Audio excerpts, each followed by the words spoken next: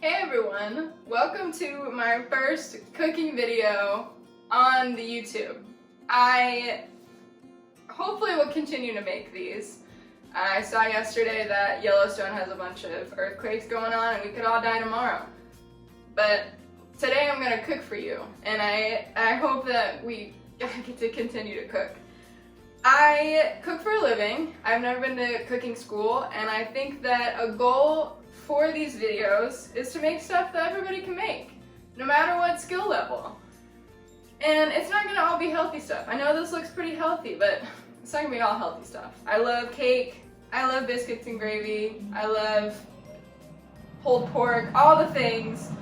I grew up with a southern family. My mom and dad are from Kentucky and Tennessee, so I grew up eating a lot of stuff that's not great for you, but it tastes damn good. So I think for today, what we're gonna do is a Mediterranean pasta.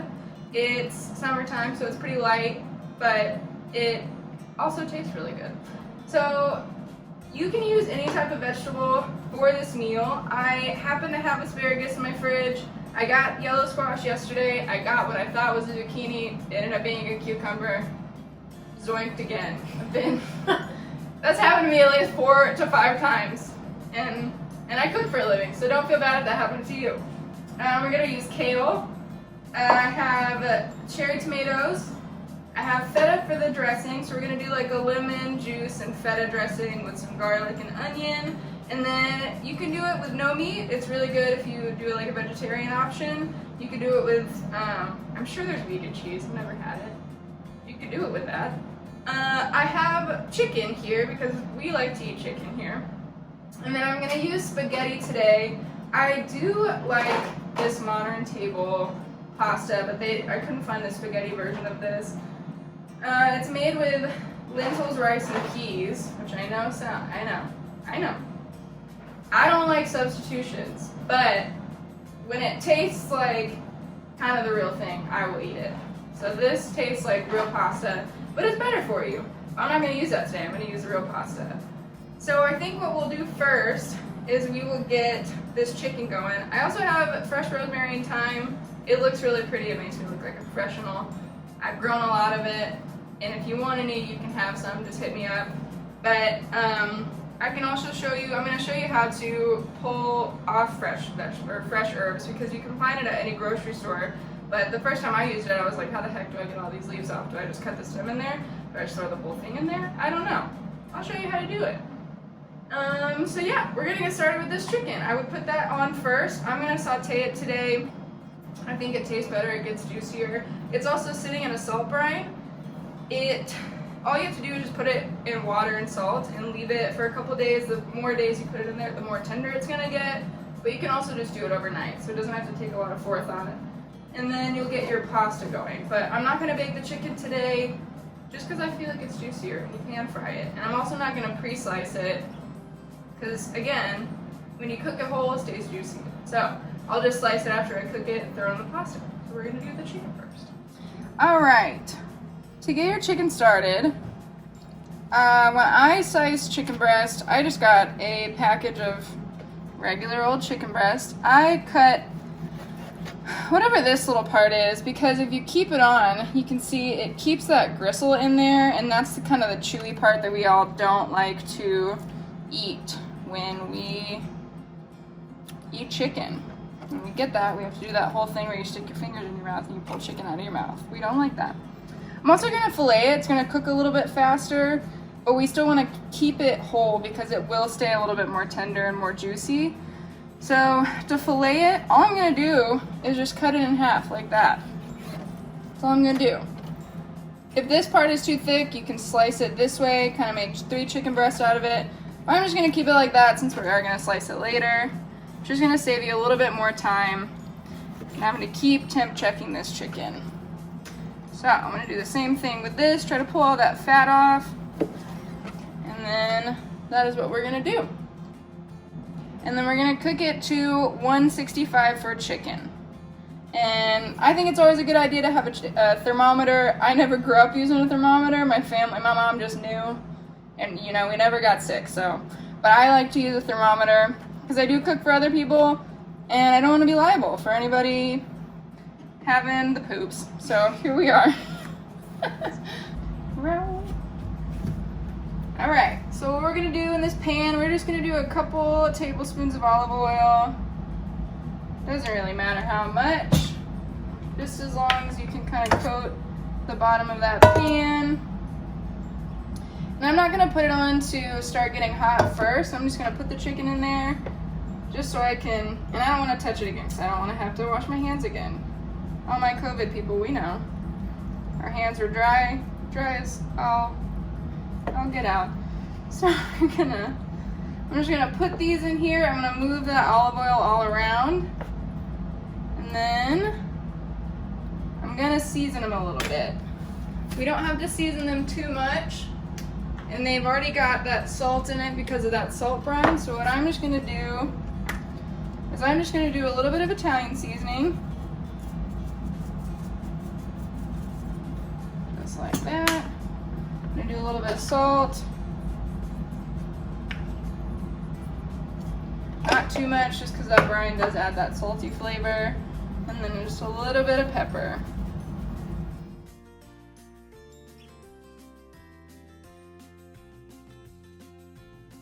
Alright, so I just put the pasta water on. They say that you want it to be as salty as the sea. So just salt that baby up. Because the sea's pretty salty. I don't know if you've ever been to the ocean, but she's pretty salty. Okay, what we're gonna do first, now that we're at our vegetables, is we're gonna slice, or I guess we're gonna dice our onion. How you wanna cut an onion, if I'm being redundant, I apologize. But, you know, I didn't know before I started full-on cooking. So we're gonna cut each end, and then we're gonna stand it up and we're gonna cut it down the middle. That way we can pull this outer layer out. Get all the gross bit off.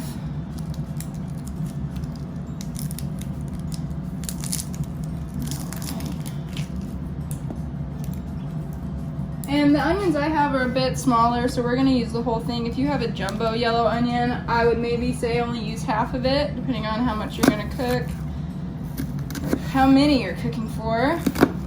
So when you dice an onion, here we are. There we go. So when you dice an onion, you want to slice it down lengthwise, and then you just want to cut it like this. These onions are a bit old, so they're kind of mushy. That's okay.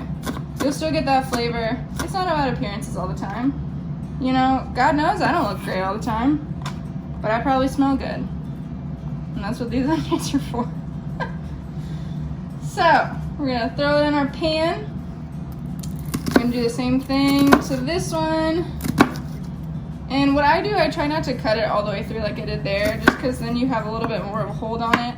For my vegetables, if I'm gonna saute it, I usually throw it into a bowl so I can kind of coat it in olive oil before I throw it in the pan. I'm gonna do our things that are gonna take a little bit longer to cook. So I'm gonna do our squash and our asparagus. So for yellow squash, I like to cut the ends off, and then today we're gonna let's do half moons. So that way it's a little bit more bite size. So you just wanna cut it down the middle. Actually, you know what, today we're gonna do quarters. That's what we're gonna do. So you cut it down the middle, you wanna cut it into fours, like that, and then just go along, cut it into those quarters, just because it does take a little bit longer to make sure they get tender, and I don't want it to take that long, so I'm going to cut it into smaller pieces.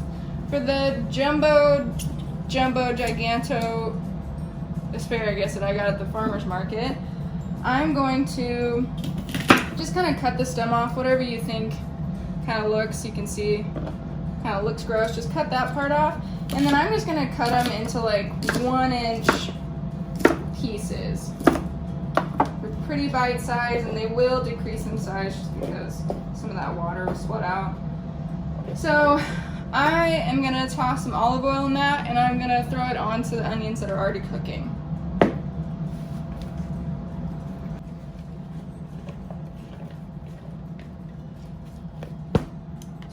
coated it in olive oil. And then I'm just gonna top. And you see the chicken is cooking here. If this ever looks like it's dry, just add like a 1/4 cup of water to it, because you don't want it to dry out. You can also flip your chicken over. I haven't done that just because it's steaming. It's kind of got that convection heating going, so the top and the bottom's cooking. So I'm just gonna keep leaving that. I've turned it down just for the purpose of this video, but you would just wanna keep it at medium heat. It'll cook probably in 25 minutes or less. Little baby cherry tomatoes. And all I'm gonna do is slice them. It seems a little bit tedious, but it's really good when you kind of get that roasted flavor going. So all you do is just cut them lengthwise. And then again, I'm just gonna throw them in that bowl just so you can kind of coat them in a little bit more olive oil. And I'm not gonna add them right away just because you don't want them to get too wilty. You wanna kind of keep that shape to them. You can also use grape tomatoes, whatever tomatoes you'd like.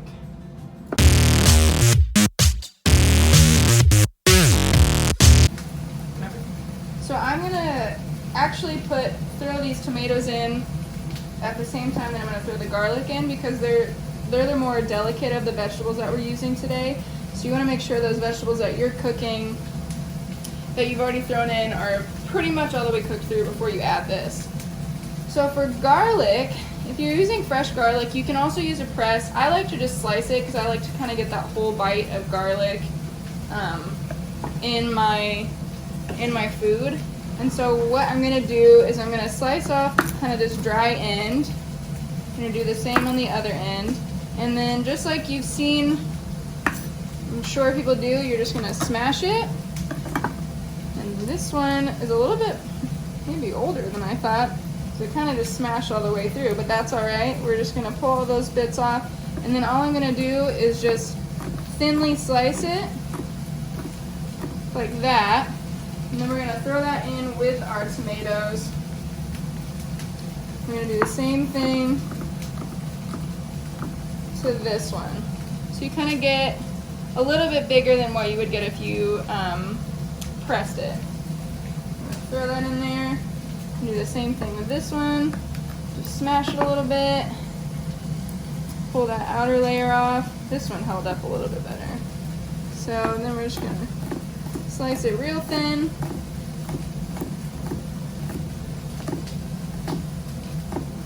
There we go. Just gonna throw it in there.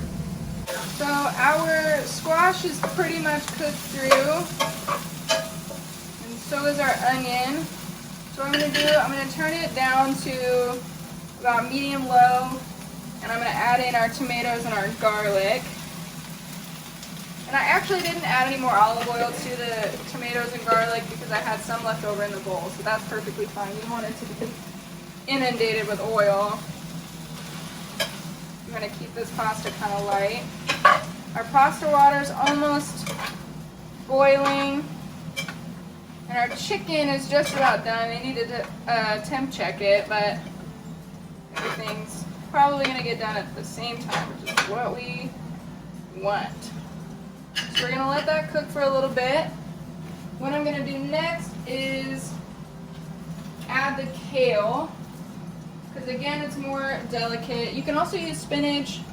I like kale a little bit more than I like spinach. I think spinach kind of has a dirt flavor that it's good for you, but I like to use kale because it's a little bit hardier too. It doesn't really fall apart as much as spinach does or shrivel up.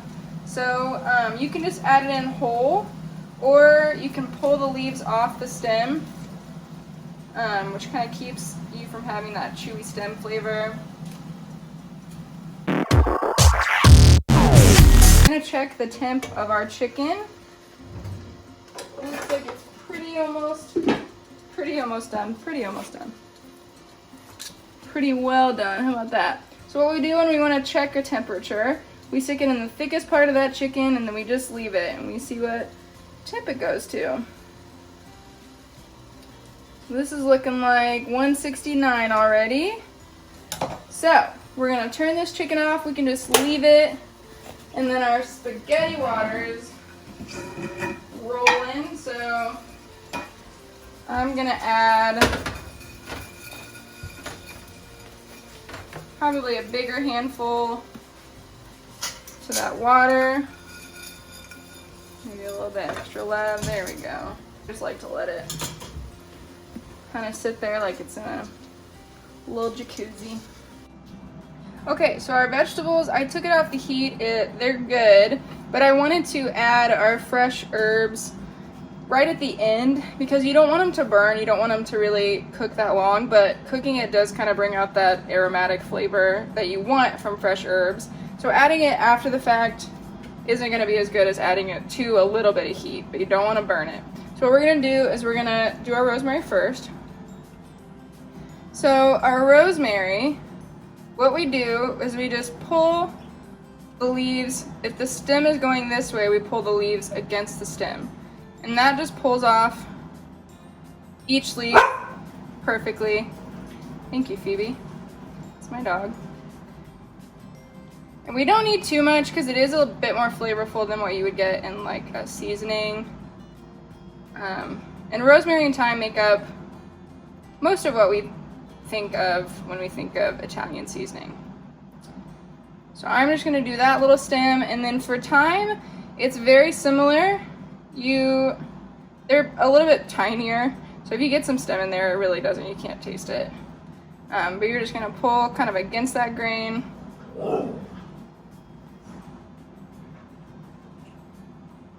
And it's a bit tedious, but it's really worth it because it tastes super good. So that's what we're gonna do.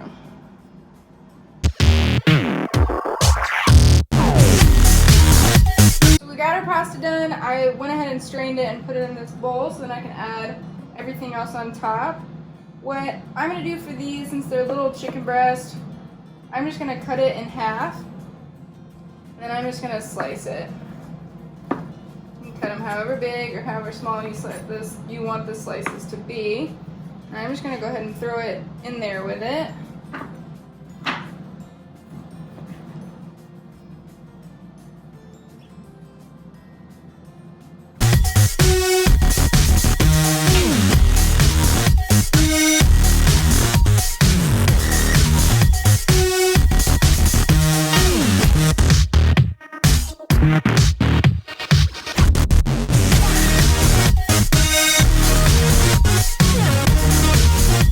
Slice a couple lemons, just lengthwise, and I'm just gonna squeeze. We don't have a lemon squeezer in the house, so we're just gonna do it the old-fashioned way. I'm gonna try to get all that flavor in there.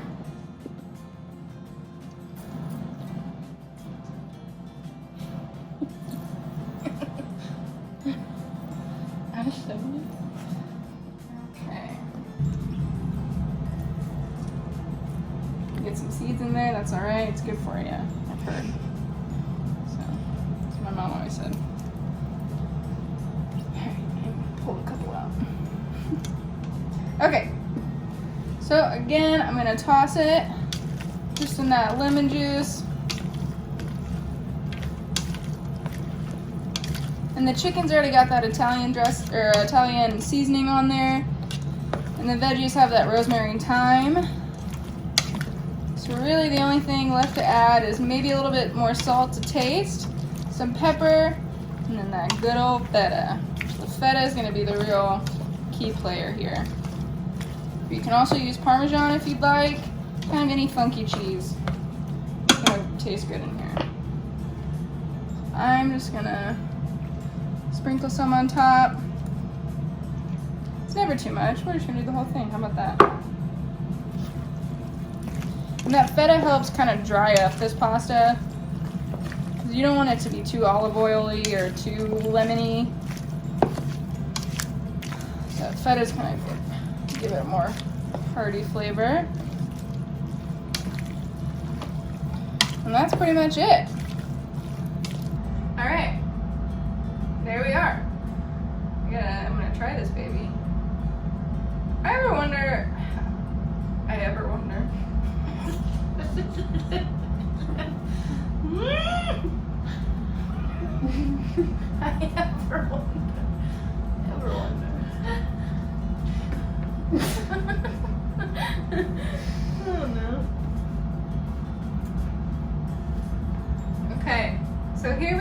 this is it. I'm gonna try it.